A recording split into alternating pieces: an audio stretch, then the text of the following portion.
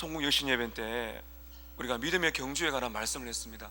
믿음의 경주를 할 때 가장 중요한 것은 시선을 고정하는 것입니다. 예수님을 바라보는 것이죠. 예수님이 어떻게 살아가셨는가, 예수님이 어떤 분이신가, 그 예수님께 우리의 온 마음을 두고 인생의 갈등이 있을 때 예수님이면 어떻게 하셨을까, 이런 예수님을 생각하는 것이 굉장히 중요하다, 가장 중요하다고 말씀을 드렸습니다. 왜 그런가 하면 우리의 유일한 영웅은 바로 예수님이시기 때문입니다. 3일 동안 이 특별 새벽 기도 때 여러분과 함께 보고자 하는 것은 예수님이 마귀의 유혹을 받으시는 장면입니다. 그리고 우리가 생각을 해야 됩니다. 왜 예수님이 마귀의 유혹을 받으시는가, 어떻게 유혹을 이겨내시는가, 그것을 우리가 생각을 하게 될 거예요. 우리가 지금 보고 있는 이 본문의 장면은 이 세상에서 가장 치열한 영적인 전투 장면입니다. 예수님과 마귀가 싸우는 거죠. 원래 예수님과 마귀는 대결이 안 되죠. 그런데 예수님은 완전한 하나님이시지만 완전한 인간이 되어 이 땅에 오셨습니다. 그리고는 마귀의 유혹을 받아주신 겁니다. 원래 비교 대상이 아니죠. 그렇게 하신 이유가 오늘 제가 말씀을 드릴 것입니다. 우리는 3일 동안에 예수님께서 3가지 유혹을 받으시는 장면을 보게 됩니다. 마귀가 나타나서 예수님께 말을 겁니다. 우리의 인생에 있어서 가장 중요한 3가지를 예수님을 통하여 다가옵니다. 예수님께서 이기셨어요. 우리가 왜 이 말씀을 보는가 하면 마귀는 똑같은 방법으로 똑같은 인간의 약함을 뚫고서 우리에게 유혹을 한다는 것이죠. 그것은 여기 계시는 어르신들이나 저나 우리 목회자들이나 여기 있는 우리 어린아이들이나 똑같습니다. 마귀는 믿음이 큰 자 작은 자 가리지 않습니다. 신앙의 성숙한 자 초신자 가리지 않습니다. 베드로전서 5장 8절에 마귀는 우는 사자와 같이 삼킬 자를 찾는다라고 말하고 있습니다. 이것만 생각해도 우리의 이 삶은 영적인 전쟁입니다. 이런 한 해를 승리하시기를 축복합니다. 영적인 전쟁임을 알아야 됩니다. 그럼 어떻게 우리는 마귀의 유혹을 이길 수 있을까? 오늘 2가지를 말씀드립니다. 어떻게 우리가 마귀의 유혹을 이길 수 있을까? 목회를 하는 저도, 사업을 하시는 분들도, 공부를 하는 학생들도, 이 땅을 살아가는 우리 모두는 다 유혹을 받습니다. 어떻게 이길 수 있을까요? 첫 번째입니다. 한번 따라 하십시다. 우리는 지금 영적인 전쟁 중입니다. 이것을 항상 인식하셔야 돼요. 이것을 자꾸 우리는 잊습니다. 그래서 조엘 비키 목사님은 이런 말을 했습니다. 많은 성도들이 휴가 나온 군인처럼 살아간다는 겁니다. 이런 군인들이 휴가 나면 어떻습니까? 신부는 군인인데 휴가 나와서 이제 시간은 놀 생각을 하죠. 휴가도 필요하지만은 우리의 사고가 휴가 나온 군인처럼 이 군인의 이 최전방에서 싸워야 될 영적인 긴장을 해야 되는데 긴장이 풀리는 것이죠. 여러분, 반드시 풀립니다. 반드시 풀립니다. 우리는 항상 이것을 대비해야 돼요. 1월, 2월, 3월 들어가고 시간이 쭉 가다 보면 그냥 묻혀서 살아가는 것이죠. 항상 여러분 기억하셔야 됩니다. 우리는 항상 언제나 영적인 전쟁 중에 있다는 것입니다. 다시 말하면 마귀는 항상 우리를 유혹한다는 것, 이것을 인식하는 것이 마귀의 유혹을 이기는 첫 번째 길입니다. 제가 서두에 말씀드렸지만은 목회를 하는 목회자는 말할 것도 없죠. 이런 사랑하는 우리 장로님들, 중직자들, 또 우리 모든 가족들, 학교에서나 직장에서나 마귀는 장소를 가리지 않습니다. 여러분, 씨 뿌리는 비유 보세요. 그 비유의 충격적인 사실이 무엇입니까? 예수님이 씨를 뿌리는데 새가 날아와서 씨를 빼앗아 간다는 것이죠. 무슨 말입니까? 예수님이 설교하시는 그 중에도 마귀가 역사한다는 겁니다. 하나님의 말씀이 선포되는 예배 중에도 하나님의 말씀을 듣지 못하도록 마귀가 움직이고 있다는 것이죠. 보통 일이 아닙니다. 우리가 하나님의 말씀을 딱 받으려고 준비하지 않으면 막 졸음이 쏟아지고 잡념이 오면서 어쨌든 말씀을 빼앗으려고 할 거예요, 여러분. 마귀는 우리를 시험합니다. 오늘 어떻게 우리가 영적인 전쟁이 중요했는지 먼저 1절을 보십시오. 1절은 이렇게 시작합니다. 그때에 예수께서 성령이 이끌려 마귀에게 시험을 받으러 광야로 가셨습니다. 여러분, 이 말씀을 잘 보셔야 됩니다. 예수께서 누구에게 이끌리셨어요? 성령에게 이끌리셨습니다. 이 무슨 말입니까? 우연히 일어난 일이 아니라는 것입니다. 성령에게 이끌리셨어요. 수동태죠. 다시 말하면 성령께서 예수님을 광야로 밀어 넣으신 것이죠. 예수님은 기꺼이 광야로 가셨습니다. 하나님의 계획이 있다는 것이죠. 성령에게 이끌려 광야로 가셨어요. 광야는 외로운 곳입니다. 광야는 정갈과 불뱀이 있는 곳입니다. 일교차가 많습니다. 광야는 편안한 온실이 아닙니다. 폭풍과 몰아치는 우리의 인생의 모습을 말하고 있는 것이죠. 성령에 이끌려 예수님은 하나님의 주권적인 계획 안에서 광야로 가셨어요. 그런데 광야로 가셔서 무엇을 하셨습니까? 무엇 때문에 광야를 가셨어요? 말씀을 계속 보세요. 성령에 이끌려 누구에게 시험을 받는다고요? 마귀에게 시험을 받기 위해서 광야로 가셨습니다. 이 말씀을 잘 보십시오. 예수님은 하나님의 주권적인 계획 안에서 광야로 가셨는데 마귀에게 시험을 받기 위해서 광야로 가셨습니다. 우연히 일어난 일이 아니라는 것입니다. 중요한 질문이 있어야 됩니다. 예수님께서 마귀에게 시험을 받으셔야 할 이유가 뭘까요? 예수님은 마귀에게 시험을 받으실 이유가 없어요. 그런데 예수님 이 땅에 오셨기 때문에 마귀의 시험을 받으시는 것입니다. 두 가지 의미가 있습니다. 첫 번째는 마귀를 꺾으셔야 예수님께서 이 땅에 구주로 오셨다는 것이 증명이 된다는 것입니다. 40일 동안 금식하시거든요. 여러분, 40하면 생각나는 것이 무엇이 있습니까? 이스라엘 백성들이 실패한 40년의 광야가 있습니다.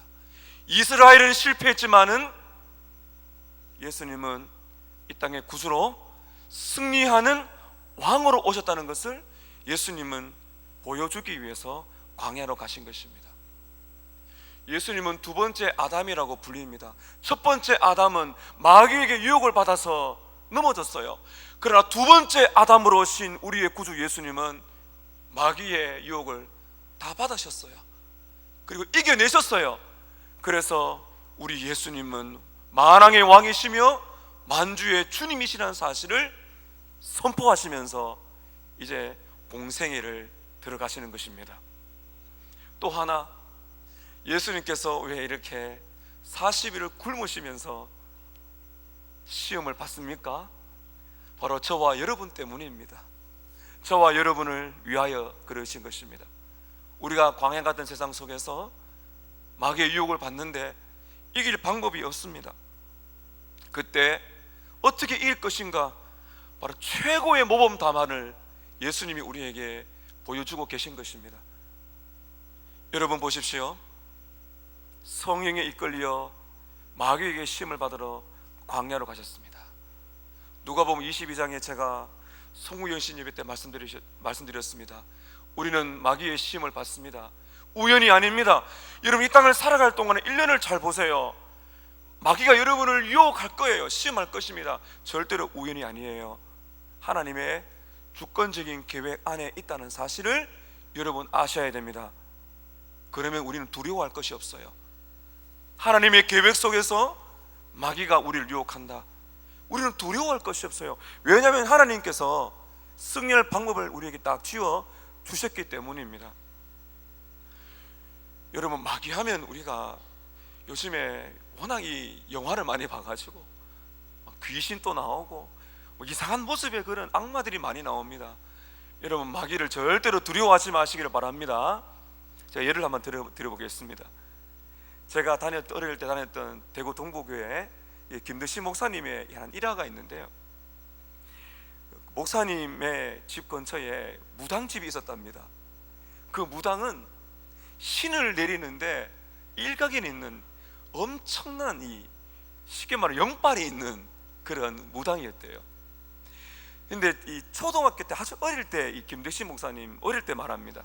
지금 소천하신 대구 동부교회 원로 목사님이신데, 이 어린 아이가 무당이 하는 것을 보려고 갔대요. 갔더니 몰래 이렇게 밖에서 숨어 보고 있는 것이죠. 어떻게 하나. 근데 그날따라 아무리 무당이 이 신을 내리려도 신이 안 내리는 거예요. 그래서 이 귀신이 말하더랍니다. 저 뒤에 누가 있답니다. 무섭죠? 너무 무서워하지 마십시오. 그래서 이 무당이 왜 오늘 이렇게 신이 안 내릴까 보니까 저 뒤쪽에 문 뒤에 누가 있는가 하면은 초등학생이 있는 초등학생. 초등학생 안에 누가 계십니까? 성령님이 계신 거예요. 그 초등학생이 예수를 믿고 그 안에 성령님이 계시니까 누가 지금 벌벌 떨고 있는 거예요? 마귀가 떨고 있다는 것입니다. 여러분, 우리는 이 땅에 살아가면서 이 마귀가 있다는 사실, 이 사탄이 있다는 사실을 무시해서는 안 돼요. 그러나 마귀를 무서워해서는 안 됩니다. 왜냐하면 여러분이 예수를 믿는다면 여러분 안에 누가 살아계세요? 성령님이 살아계십니다. 그 영혼에 누가 여러분 동행하십니까? 예수님이 동행하십니다. 절대로 캄캄한 밤에 홀로 다닐지라도 마귀를 무서워할 필요가 없습니다. 왜냐하면 성령님이 계시기 때문이죠. 그래서 여러분, 우리는 벌벌벌 떨면서 마귀를 대항하는 것이 아니에요. 성령님의 능력을 믿고 예수님과 동행하면서 마귀들과 싸울지라 죄악벗은 형제여, 한 해 동안에 마귀를 두려워하지 마시고 대항하시기를 축복합니다. 여러분, 오늘 말씀에 1절 하반절 다시 보십시오. 시험을 받으러 가셨습니다. 여기 나오는 시험이란 거는 헬라어로 페리라조라 그럽니다. 이 페리라조는 두 가지로 해석이 돼요. 하나는 하나님이 우리에게 주시는 시련입니다. 창세기 보면 이런 말씀이 있죠. 하나님께서 아브라함을 어떻게 하셨다고요? 시험하셨습니다. 하나님이 우리를 시험하신다는 그때는 시련입니다. 우리를 연단하기 위해서 우리의 믿음이 바로 서 있는가 테스트하기 위해서 하나님이 주시는 그런 시련, 그런 테스트, 이것을 바로 시험이라고 번역을 합니다. 그러나 이 시련이 유혹이라고 번역이 돼요. 유혹이라고 할 때는 마귀가 죄를 짓기 위해, 죄를 우리가 짓도록 하기 위해서 우리에게 죄를 부추기는 사탄의 도구로서 유혹이라고 말하는 것입니다. 여기 나온 이 시험은 시련보다는 유혹. 여러분, 그래서 성경 영어 속에 보면 temptation입니다. 하나님이 주시는 시험은 테스트 또는 트라이얼. 그런데 마귀의 시험, 마귀의 유혹은 temptation인 것이죠. 오늘 여러분, 우리는 성경에 보면 이 시험이나 나오는 것이 마귀의 유혹입니다. 예수님은 죄가 없기 때문에 마귀의 유혹을 받아도 이겨낼 수가 있어요. 우리의 문제는 무엇인가 하면 우리는 예수님과 달리 우리 안에 죄의 본성이 있습니다. 여러분, 하나님께서 십계명에 간음하지 말라, 도둑질하지 말라, 부모를 공경하라, 이 말씀하신 이유가 뭡니까? 우리 마음에 성적인 유혹을 받을 수 있다는 겁니다. 좋은 것들을 탐내는 욕망이 있다는 것입니다. 우리 안에는 죄의 욕망이 있습니다. 100% 선한 사람이 없어요. 야고보서 1장 13절 14절에 보면 야고보는 이런 말을 합니다. 사람이 시험을 받을 때에 내가 하나님께 시험을 받는다 하지 말지니 하나님은 악에게 시험을 받지도 아니하시고 친히 아무도 시험하지 아니하시느니라. 오직 각 사람이 시험을 받는 것은 자기 욕심에 이끌려 미혹됩니다.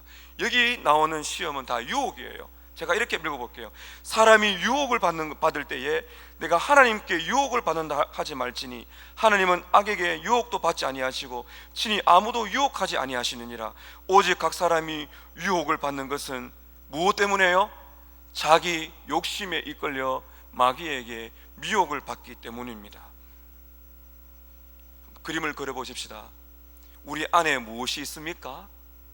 우리 안에 죄가 있습니다. 우리 안에 죄의 욕망도 있고, 또 우리 안에 누가 계십니까? 성령님이 계십니다. 그래서 갈라디아서 5장에 보면 성령의 열망과 죄의 소욕이 싸우는 영적인 전쟁터가 우리 영혼이에요. 이해가 되십니까? 우리 영혼 안에는 죄의 욕망이 타락한 본성이 있습니다. 이것이 우리 안에 계시는 성령님과 싸우는 겁니다. 이게 영적인 전쟁이에요. 이것으로 끝나는 것이 아니에요. 외부에서 우리의 이 죄를 부추기는 대상이 두 가지가 있습니다. 하나는 세상입니다. 세상을 보십시오. 우리가 보는 것, 듣는 것, 이 세상이 악한 풍습이 너무 많아요. 이 악한 세상의 풍습이 우리의 영혼에 이 죄를 범하도록 유혹을 줍니다. 또 하나 강력한 대적이 있습니다. 바로 오늘 등장하는 마귀입니다. 마귀는 우리 외부에서 역사하는 겁니다. 우리 외부에서 우리 마음에 있는 죄의 유혹을 부추깁니다. 그렇게 살지 마. 한번 해봐. 마치 아담과 하와를 유혹했던 뱀처럼 말이죠. 사랑하는 성도 여러분, 이것을 우리는 잘 알아야 됩니다. 하나님의 주권적인 계획 안에서 우리는 마귀의 유혹을 받게 됩니다. 그런데 문제는 우리의 힘으로는 절대로 마귀의 유혹을 이길 수가 없다는 것입니다. 절대로 우리의 힘으로는 마귀의 능력을 제압할 수가 없어요. 우리의 자녀들, 그들이 맞이하는 이 세상의 많은 풍습을 스스로 이겨낼 힘이 없습니다. 어떻게 할 수가 있나요? 어디에 소망이 있습니까? 바로 예수님에게 답이 있습니다. 바로 우리 약한 우리가 마귀의 유혹을 받아서 넘어지지 않도록 하기 위해서 우리에게 예수님은 이 땅에 오셔서 광야로 가신 겁니다. 이것이 하나님의 목적이에요. 광야로 가셨어요. 광야로 가셔서 외롭고 슬프고 고통스러운 시간을 40일 동안 보내셨습니다. 인간이 밥을 먹지 않고 물을 마시면서 버틸 수 있는 한계가 약 40일 정도라고 그렇게 말을 합니다. 예수님께서는 40일 동안 물을 마시지 않고, 밥을 드시지 않고 그렇게 금식하신 거로 봅니다. 아니면은 물도 드시지 않았는지 모르지만은 어쨌든 예수님은 40일 동안 금식하셨다, 이렇게 성경에 기록되어 있습니다. 아마도 물도 마시지 않으셨다면은 이것은 특별한 하나님의 은혜 속에 있었다는 것을 우리는 알 수가 있겠죠. 어쨌든 중요한 것은 예수님은 마귀의 유혹을 받으시면서 시험을 받으셨어요. 엄청난 배고픔에 시달리셨습니다. 이것을 예수님은 마귀를 이겨내셨습니다. 40일 동안 이 마귀의 계략을 이겨내셨던 것입니다. 히브리서 2장 18절입니다. 따라 하실까요? 그가 시험을 받아 고난을 당하셨은즉 시험 받는 자를 능히 도우시느니라. 히브리서 2장 18절입니다. 예수님이 시험을 받아서, 이 말은 여러분 영어 성경을 보세요. 예수님은 유혹을 받아서 고난, 어려움을 당해 보셨기 때문에 유혹을 당하는 자를 능히 도울 수가 있다는 것입니다. 예수님은 친히 유혹을 받아 보셨습니다. 그래서 마귀의 계략이 어떤지, 마귀의 힘이 어떤지 인간의 몸을 가지고 오신 예수님이 다 경험해 보셨기 때문에 오늘 우리들에게 승리의 비결을 말씀해 주고 계신 것입니다. 사랑하는 성도 여러분, 마귀의 유혹을 어떻게 일으킬 수가 있습니까?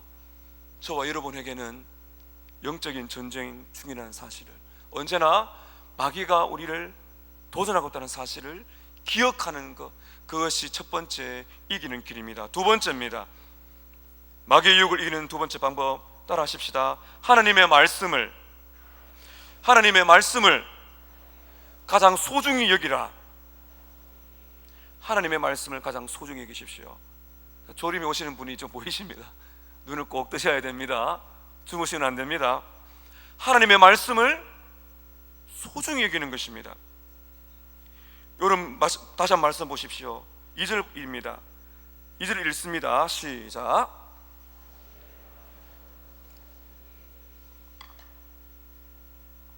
예수님께서 광야로 가셨어요. 40일 동안 계셨습니다. 무엇을 하셨습니까? 금식하셨습니다. 마귀는 예수님이 왜 금식하는지 모릅니다. 이 마귀의 한계입니다. 이 하나님의 특별한 계획이 있는 겁니다. 예수님은 40일 동안 금식하셨습니다. 예수님은 죄가 없는 분이시기 때문에 완전한 하나님이세요. 그렇지만 완전한 인간으로 오셨기 때문에 여러분께서 40일 동안 음식 안 드시고 물만 드셨다. 40일 동안 40이 딱 맞았을 때 어떤 상태에 있을 것 같아요? 배가 고파서 죽을 지경일 것입니다. 막 먹는 것이 왔다 갔다 할 거예요. 아마도 가장 먹고 싶은 음식이 바로 여러분 눈앞에 보일 것입니다. 예수님은 죽을 지경입니다. 그게 맞습니다. 배가 고파서 견딜 수 없는 엄청난 고통이 예수님께 몰려왔어요. 마귀가 보니까 절호의 찬스가 온 거예요. 마귀가 다가가 유혹을 합니다. 여러분 3절 읽습니다. 시작. 시험하는 자가 예수께 나와서 이르되 내가 만일 하나님의 아들이거든 명하여 이 돌들이 떡덩이가 되게 하라. 자, 누가 예수님께 왔나요? 시험하는 자, 유혹자라고 말하고 있습니다. 마귀의 또 다른 이름은 무엇입니까? 유혹하는 자입니다. 예수께 옵니다. 이게 외부의 한 존재라는 말하는 것이죠. 분명히 있습니다. 마귀는 외부에서 옵니다. 분명히 우리에게도 찾아온다는 것이죠. 이렇게 말합니다. 내가 만일 하나님의 아들이라면 이 돌들을 명하여 떡덩이가 되게 하라. 마귀의 제안은 굉장히 그럴싸하게 보이죠. 예수님은 하나님의 아들이시기 때문에 여러분 예수님은 죽은 자를 살리지 않습니까? 돌을 떡덩이가 되게 하는 것은 이건 아무것도 아니죠. 마귀는 예수님을 굉장히 걱정해 주는 것처럼 보입니다. 이렇게 말하고 있는 것이죠. 하나님이 사랑하시고 기뻐하시는 하나님의 아들이 왜 이렇게 고난을 당하고 있느냐? 당신은 그렇게 굶을 필요가 없다. 당장에 돌을 떡으로 만들어 먹으라고. 여러분 그렇죠? 마귀의 질문 잘 보세요. 내가 만일 하나님의 아들이라면 그렇게 고생할 필요가 뭐 있냐는 것이죠. 돌을 떡으로 만들어 먹으면 배부를 것이다. 이것은 예수님을 행복하게 만들려고 하는 제안이 아니라 바로 죄를 짓게 하려는 마귀의 유혹입니다. 왜 그런가 하면 예수님의 대답을 보면 압니다. 여러분 보세요. 이렇게 돌을 떡덩이로 만들어 먹을 것 같았으면 예수님이 40일 동안 금식하실 이유가 있을까요? 없을까요? 없습니다. 마귀는 지금 그걸 모르고 있는 것이에요. 중요한 시험이 무엇인가? 자, 4절에 예수님의 대답을 봅니다. 함께 읽습니다. 시작. 예수께서 대답하여 이르시되 기록되었으되 사람이 떡으로만 살 것이 아니요 하나님의 입으로 나오는 모든 말씀으로 살 것이다. 신명기 8장 3절 말씀을 예수님이 그대로 인용하셨습니다. 예수님은 배가 고파서 죽을 지경이지만 배가 너무너무 고파서 죽을 지경이지만 떡을 찾지 않았습니다. 이게 중요합니다. 40일 동안 굶주렸는데 얼마나 배가 고파요. 그 떡을 찾지 않아요. 이게 핵심입니다. 여러분 그렇다고 예수님께서 우리에게 이렇게 말씀하시는 것이 아닙니다. 음식이 필요 없다고 말씀하신 것이 아니에요. 오해하시면 안 돼요. 왜냐하면 예수님께서 마태복음 6장 11절에 보면 일용할 양식을 구하라 기도하라고 말씀하셨기 때문입니다. 여러분 사람은 먹어야 삽니다. 잘 먹어야 건강합니다. 우리 하나님께서 여러분에게 1년 동안에 일용할 양식을 채워주시기를 축복합니다. 일용할 양식이 필요합니다. 그것이 필요 없다는 것이 아니에요. 우리의 양식이 필요합니다. 그래서 예수께서 말씀하십시오. 따라하십시다. 사람이 떡으로 산다. 그건 맞다는 거예요. 마귀에게 말합니다. 사람이 내가 배가 고프면 먹어야 사는 거 맞아. 우리에게 말하는 것이죠. 우리는 먹어야 사는 존재입니다. 떡이 필요합니다. 빵이 필요합니다. 우리식으로 말하면 밥이 필요합니다. 여러분, 밥을 드셔야 돼요. 사람이 밥을 먹어야 삽니다. 예수님의 강조는 무엇입니까? 사람이 떡으로만 사는 것이 아니라 더 중요한 것이 있다는 거예요. 그것이 무엇이에요? 하나님의 말씀으로 사는 것이다. 이런 말씀입니다. 사람이 떡을 먹어야 산다. 그러나 그 떡보다도 우리에게 더 중요한 것이 있다. 무엇인가요? 하나님의 말씀입니다. 40일 동안 굶주린 예수님에게 밥을 주는 것이 가장 중요하죠. 우리에게 지금 여러분 무엇을 가르치고 계신 것입니까? 우리에게 필요한 양식이 있어요. 밥이 필요합니다. 여러분, 돈이 필요합니다. 직장도 필요합니다. 여기 나오는 이 떡 안에 다 들어갑니다. 여러분, 결혼도 해야 되고 돈도 벌어야 되고 직장 생활 해야 됩니다. 그건 주님이 아십니다. 사람이 그것으로 사는 거 맞아요. 밥을 먹고 살아야 됩니다. 그러나 그것이 바닥을 친다 할지라도 가장 중요한 것이 있다.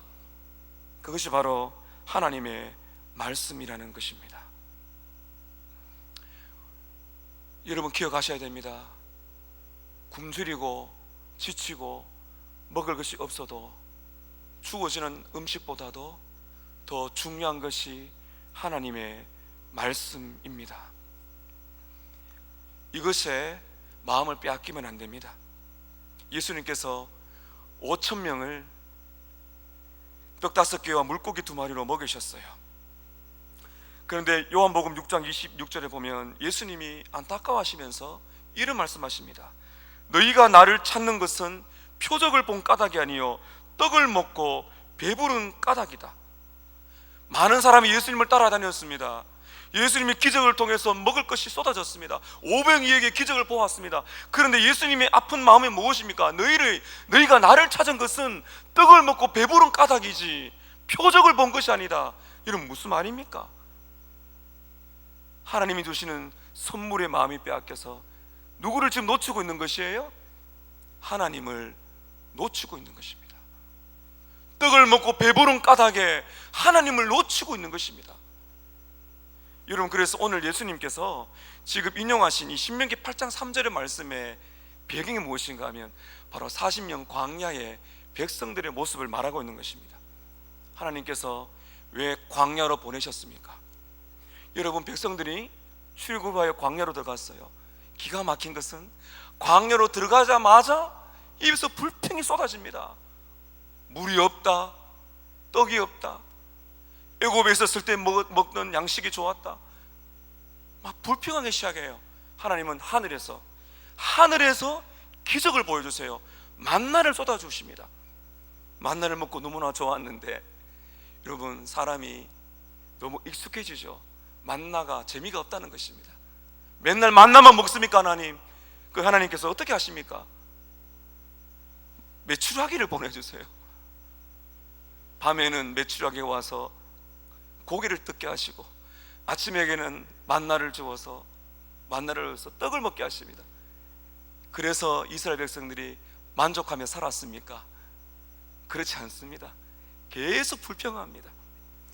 무엇을 여러분 말하고 있는 것입니까? 이 땅에 있는 것들은 우리에게 주어져도 결코 우리를 만족시킬 수가 없다는 것을 주님께서 우리에게 말씀하고 계신 것입니다. 사랑하는 성도 여러분, 오늘 예수님께서 하신 모습을 보세요. 40일 금식하시면서 극도의 굶주림에 누군가가 음식을 주지 아니하면 인간의 몸이기 때문에 죽을 수가 있어요. 음식을 먹지 아니하면 그 정도로 고통을 받으셨어요. 그때 마귀가 돌을 떡으로 만들어 먹어라, 먹으면 되지 않느냐. 그때 예수님 뭐라 말씀하십니까? 이 양식보다도 내게는 더 중요한 양식이 있다. 바로 사람이 떡으로만 사는 것이 아니라 하나님의 입에서 나오는 모든 말씀으로 내가 사느니라. 사랑하는 성도 여러분, 기억하십시오. 하나님이 여러분이 주시는 선물에 마음을 빼앗기면 안 됩니다. 무엇보다도 가장 중요한 거, 하나님의 말씀에 여러분 굶주리셔야 돼요. 외치셔야 됩니다. 사람이 떡으로만 사는 것이 아니라 하나님의 말씀으로 사는 것이다. 경제적인 압박을 당하고 질병이 찾아오고 직장에 어려움이 오고 우리 수험생들 원하는 대학에 잘 들어가지 못하고 또 다른 방법이 열려지고 할 때 배가 고프죠. 답답하고 줄이죠. 40일 금식하는 것처럼 바닥에 떨어집니다. 염려가 쫙 몰려올 때 마귀가 딱 말합니다. 돌을 떡으로 만들어 보면 되지 않느냐. 네가 원하는 대로 살아라 그러죠. 그때 우리는 외쳐야 됩니다. 기록되었으되 사람은 떡으로만 사는 것이 아니라 하나님의 입에서 나오는 모든 말씀으로 사느니라. 여러분 잘 기억하십시오. 이 말씀은 어떤 말씀입니까? 하나님의 입에서 나오는 말씀입니다. 칼빈은 이렇게 말합니다. 이 말씀의 의미는 하나님의 목소리라는 것입니다. 하나님의 목소리를 들으십시오. 한 해 동안에 사랑하는 성도 여러분, 하나님의 말씀을 가장 중요한 양식으로 삼으십시오. 그것이 우리가 마귀를 이기는 길입니다. 하나님의 말씀을 가장 소중한 양식으로 먹는 것입니다. 또는 어떻게 말씀하고 있는 것입니까? 하나님의 입에서 나오는 모든 말씀입니다. 모든 말씀입니다. 66권의 모든 말씀, 어느 하나 뺄 것 없이 내게 주시는 모든 말씀, 여러분에게 권고합니다. 1년이 시작되었습니다. 모든 말씀을 먹으셔야 됩니다. 말씀을 통독하셔야 됩니다. 창세기부터 요한계시록까지 읽으셔야 됩니다. 읽으시고 먹으셔야 됩니다. 빼시면 안 됩니다. 모든 말씀이에요. 취사 선택을 하는 것이 아닙니다. 듣고 싶은 말씀을 듣고 싫은 말씀을 버리는 것이 아니에요. 주시는 모든 말씀은 여러분 먹으셔야 돼요. 그 말씀을 먹고 양식으로 삼으셔야 됩니다. 우리에게 있어서 하나님의 말씀보다 중요한 것은 없습니다. 여러분, 마귀가 유혹할 때 최고의 방법을 쓰셔야 됩니다. 저를 한번 따라 하십시다. 기록되었으되, 다시 한번 기록되었으되. 4절을 보세요. 예수께서 대답하여 이르시되 기록되었으되. 이게 여러분 최고의 무기입니다. 성령의 검곧 하나님의 말씀이 마귀를 제압할 수가 있는 거예요. 마른 시련과 굶주림과 고통이 올 때 헤매지 마세요. 기록되었으되, 하나님의 말씀이 여러분의 심령에 임하고 여러분의 마음속에 가득 차게 될 때 그 말씀이 생각이 나야 됩니다. 마귀야, 사람이 떡으로만 사는 것이 아니다. 내가 물질 때문에, 건강 때문에, 직장 때문에, 학교 때문에, 많은 것 때문에 굶주리고 지쳐있다 할지라도 마귀야, 내가 사람이 떡으로만 사는 것이 아니고 하나님의 말씀으로 사느니라. 생명의 그 말씀, 내 인생의 주인 그 주님이 주시는 생명의 말씀을 최고로 여기고 그 말씀을 붙들어 살아갈 때 주님의 약속이 여러분에게 있습니다. 하나님을 붙드십시오. 하나님의 말씀을 따라가세요. 그 말씀대로 살아가세요. 40일 동안 굶주리는 것이 하나님의 뜻이었습니다. 왜냐하면 하나님의 말씀으로 사는 것이 승리라는 것을 보여주기 위함인 것입니다. 여러분이 고난을 받고 어려운 것은 하나님의 계획 안에 있습니다. 그때 여러분은 보여주셔야 됩니다. 기뻐하셔야 됩니다. 사람이 떡으로만 사는 것이 아니라, 떡으로만 사는 것이 아니다. 기록되었으되 사람은 하나님의 말씀으로 살 수가 있다. 1년 동안 하나님의 말씀을 붙드시고요, 여러분 매 예배 때마다 부탁합니다. 마음의 준비를 하고 오시고 졸음을 이기세요. 졸음을 이기세요. 말씀을 들으시고, 그리고 사랑하는 여러분, 하나님의 입에서 나오는 말씀입니다. 하나님의 호흡입니다. 하나님의 육성입니다. 들으셔야 됩니다. 먹으셔야 됩니다. 누리셔야 됩니다. 여기에 빠지셔야 됩니다. 외치셔야 됩니다. 기록되었으되. 여러분, 예수님도요 성경 암송을 하셨습니다. 신명기 8장 3절을 암송하셨습니다. 암송하세요. 말씀을 누리세요. 그래야 삽니다. 그래야 우리가 주님 말씀대로 마귀를 이길 것입니다. 우리가 하나님 말씀 붙들고 살아갈 때 반드시 여러분 경험하게 될 것입니다. 말씀을 붙들며 살아갈 때 일용할 양식을 채워 주실 것입니다. 사람이 뜨거워만 사는 건 아니지만은 하나님의 말씀을 붙들고 살아갈 때 여러분에게 필요한 것들을 때에 따라 공급해 주실 것입니다. 사람이 뜨거워만 사는 것이 아니라 하나님의 말씀으로 사느니라. 기도하겠습니다. 여러분, 이 시간 우리 함께 기도하십시오.